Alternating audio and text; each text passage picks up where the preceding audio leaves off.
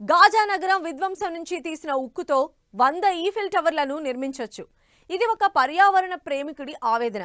Israel, పాలస్తీనా, Russia, Ukraine మధ్య war వందల కిలోమీటర్ల భూమిని బూడిద చేసింది. ఎంతో విలువైన అటవీ సంపద, వన్యప్రాణులు మాడి మసైపోయాయి. ఇది ఒక జంతు ప్రేమికుడు, ప్రకృతి ఆరాధకుడి ఆక్రందన. యుద్ధం రెండు దేశాల మధ్య జరిగే పోరాటమే కావచ్చు, కానీ దాని పర్యవసానాలు మాత్రం 4 భవిష్యత్ తరాల్లో నింపే విషాదమని నిపుణులు హెచ్చరిస్తూనే ఉన్నారు. కానీ ప్రపంచంలోని యుద్ధాలన్నీ వినాశనకాలే. విపరీత బుద్ధి అన్నట్టుగా తీవ్రమైన విధ్వంసం వైపే అడుగులు వేస్తున్నాయేమోనన్న భయాందోళనలు కలుగుతున్నాయి. యుద్ధంతో పర్యావరణానికి పెనుశాపం, సామాజిక వినాశనం. హ్యూమన్ లైఫ్ సైకిల్ గతి తప్పడం ఖాయమా? చమురు వృధా, వ్యవస్థలు సర్వనాశనం, అభివృద్ధి వెనక్కి. అడవులు, పచ్చదనంపై దుష్ప్రభావం. మళ్లీ కోలుకోవడానికి దశాబ్దాలు పట్టే అవకాశం. యుద్ధం అనేది ఇద్దరు వ్యక్తుల మధ్యో, రెండు దేశాల మధ్యో జరిగే పోరాటం మాత్రమే కాదు. అది ప్రకృతిపైన, మన సమాజంపైన మనమే చేసుకుంటున్న కోలుకోలేని అమానుష దాడి. ప్రస్తుతం అమెరికా, ఇరాన్ మధ్య వార్ ఆర్థిక వ్యవస్థనే కాదు, భవిష్యత్ను కూడా ప్రశ్నార్థకం చేస్తోంది. ఈ యుద్ధం వల్ల పర్యావరణం తీవ్రంగా దెబ్బతింటోంది. మిడిల్ ఈస్ట్లో చమురు బావులపై దాడులు జరిగితే అవి వారాల తరబడి మండుతూనే ఉన్నాయి. దీనివల్ల వెలువడే భారీ స్థాయి కార్బన్ డయాక్సైడ్, సల్ఫర్ డయాక్సైడ్ వంటి విషవాయువులు చుట్టుపక్కల ప్రాంతాలను కలుషితం చేస్తున్నాయి. దీని కారణంగా అక్కడి ప్రజలు రకరకాల ఆరోగ్య సమస్యలను ఎదుర్కోవాల్సి వస్తోంది. ముఖ్యంగా ఊపిరితిత్తులు, శ్వాసకోశ సంబంధిత జబ్బులతో బాధపడే పరిస్థితులు వచ్చాయి. బాంబు దాడులు, డ్రోన్ అటాక్స్, క్షిపణులను ఇరు దేశాలు పరస్పర దాడుల్లో వినియోగిస్తున్నాయి.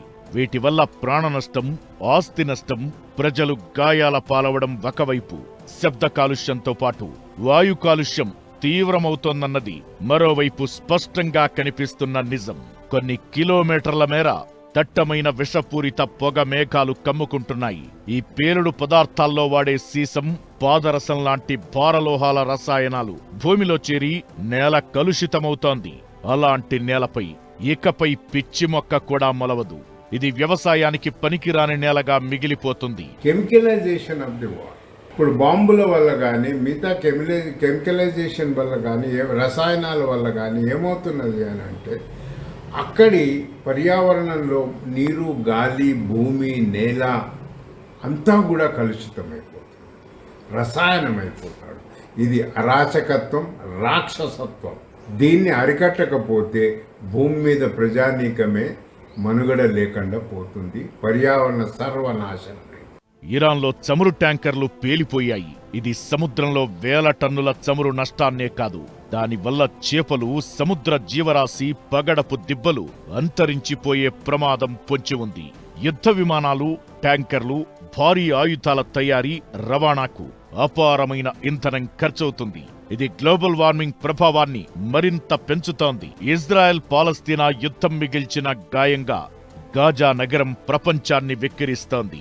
ఒకప్పుడు భారీ భవంతులు, విశాలమైన రోడ్లు, వైద్యశాలలు, కళాశాలలు, స్కూళ్లు, పార్కులు, నివాస సముదాయాలు, జనాల రాకపోకలతో వైభవంగా వెలుగులీనిన గాజా నగరం ఇప్పుడు ఓ డంపింగ్ యార్డ్తో సమానం.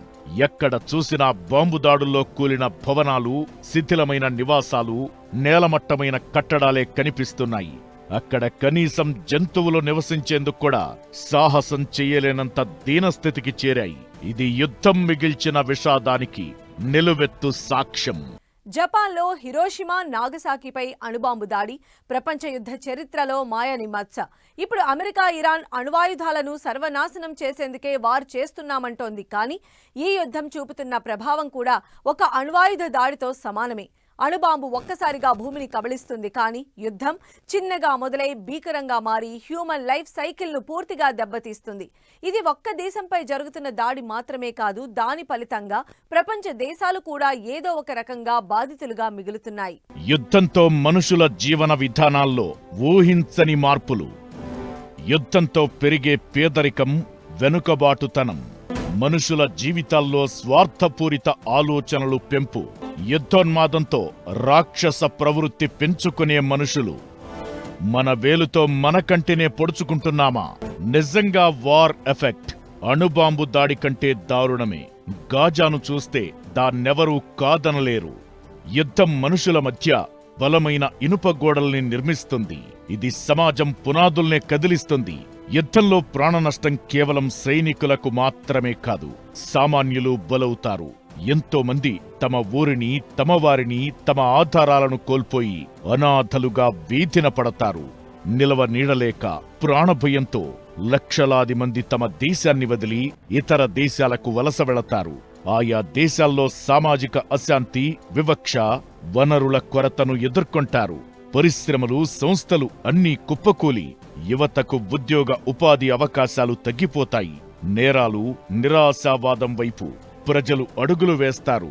ఇప్పటికే పలు దేశాల్లో ప్రజలు యుద్ధ భయాలతో పానిక్ బయింగ్ మొదలుపెట్టారు. ఆహార ధాన్యాలు, మందులు, ఇంధనం కోసం మాల్స్, పెట్రోల్ బంకుల దగ్గర భారీ క్యూలైన్లు కనిపిస్తున్నాయి. యుద్ధాన్ని చూసిన పిల్లలు, మహిళలు తీవ్రమైన మానసిక ఒత్తిడికి లోనవుతారు. బాంబుదాడులు, హింసను కళ్లారా చూడటం వల్ల పిల్లల్లో పోస్ట్ ట్రామాటిక్ స్ట్రెస్ డిజార్డర్ వంటి మానసిక సమస్యలు వస్తాయి. వారిలో సహజంగా ఉండాల్సిన భయం లేనితనం పోయి అభద్రతా భావం పెరుగుతుంది. ఈ గాయాలు మానడానికి తరాలు పడతాయి. మన అనే భావన నుంచి కేవలం నేను, నా అనే భావన పెరుగుతుంది. నైతిక విలువలు పతనమై స్వార్థ ఆలోచనలు అల్లుకుంటాయి. ఇవి బాల్యం నుంచి పెరిగి పెద్దవుతాయి. అశాంతితో భావితరాల అభివృద్ధిని దశాబ్దాల వెనక్కి నెట్టేస్తాయి. వార్తో స్కూళ్లు ధ్వంసమవుతాయి లేదా మూతబడతాయి. ఇది ఒక తరం మొత్తాన్ని చదువుకు దూరం చేస్తుంది. హిరోషిమా, నాగసాకి అణుబాంబు దాడులకు అక్కడి నగరాలు తుడిచిపెట్టుకుపోయాయి. దేశానికి వెన్నెముక లాంటి యువకులు బలయ్యారు. దాంతో సమాజంలో లింగ నిష్పత్తి దెబ్బతింది. ఇప్పటికీ జపాన్లో వృద్ధుల జనాభానే అధికం. పైగా మానవ జీవితంలో కుటుంబ వ్యవస్థ కీలకం. యుద్ధం ఈ సిస్టంను పూర్తిగా ధ్వంసం చేస్తుంది. వలసలతో తరాలకు తరాలు మూలాలు లేకుండా బతికే దుర్భర వివక్షపూరిత జీవితం నరకంతో సమానం. అందుకే యుద్ధం మానవ జీవన చక్రమనే సహజ గమనాన్ని పూర్తిగా చిన్నాభిన్నం చేసే వినాశకర శక్తిగా మారుతుందనడంలో ఏమాత్రం సందేహం అవసరం లేదు.